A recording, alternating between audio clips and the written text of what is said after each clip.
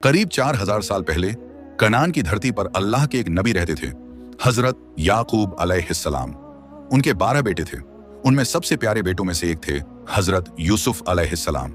यूसुफ अलैहिस्सलाम एक मासूम, नेक और बेहद खूबसूरत बच्चे थे। उनके चेहरे पर ऐसा नूर था कि जो भी उन्हें देखता उनकी तरफ खींचा चला जाता। उनके वालिद हजरत याकूब अलैहिस्सलाम उनसे बहुत मोहब्बत करते थे, लेकिन यही मोहब्बत उनके बड़े भाइयों के दिल में हसद बनकर भर गई। एक रात यूसुफ अलैहिस्सलाम ने एक अजीब ख्वाब देखा। उन्होंने अपने वालिद से कहा, अब्बा जान, मैंने ख्वाब में देखा कि 11 सितारे, सूरज और चांद मुझे सजदा कर रहे हैं। हजरत याकूब अलैहिस्सलाम समझ गए कि यह कोई आम ख्वाब नहीं है। उन्होंने फरमाया, बेटा, यह ख्वाब अपने भाइयों को मत बताना। मुझे डर है कि वे तुम्हारे खिलाफ कोई साजिश न कर बैठें। लेकिन भाइयों के दिल का हसद अब नफरत में बदल चुका था।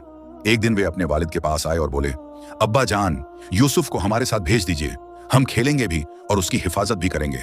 हजरत याकूब अलैहिस्सलाम ने फरमाया, मुझे डर है कि कहीं तुम उससे गाफिल हो जाओ और कोई भेड़िया उसे न खा जाए। भाइयों ने कहा, इतने सारे भाई होते हुए अगर भेड़िया उसे खा जाए तो हम बहुत ही कमजोर साबित होंगे।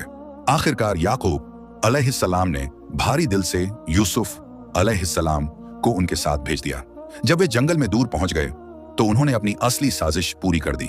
उन्होंने यूसुफ अलैहिस्सलाम को पकड़कर एक गहरे अंधेरे कुएं में डाल दिया।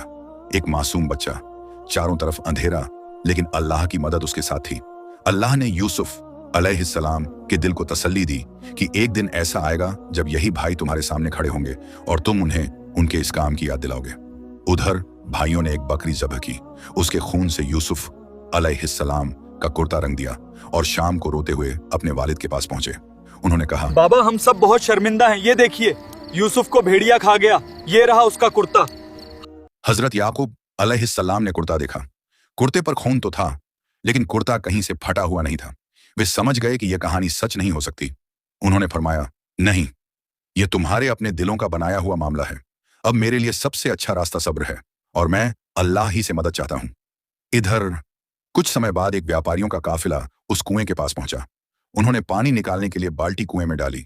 जब बाल्टी ऊपर आई तो उसके साथ एक नूरानी चेहरा भी था।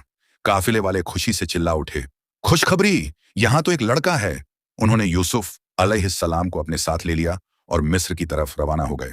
मिस्र पहुंचकर उन्होंने अल्लाह के इस नेक बंदे को कुछ चांदी के सिक्कों के बदले बाजार में बेच दिया और उन्हें खरीदा मिस्र के बादशाह ने।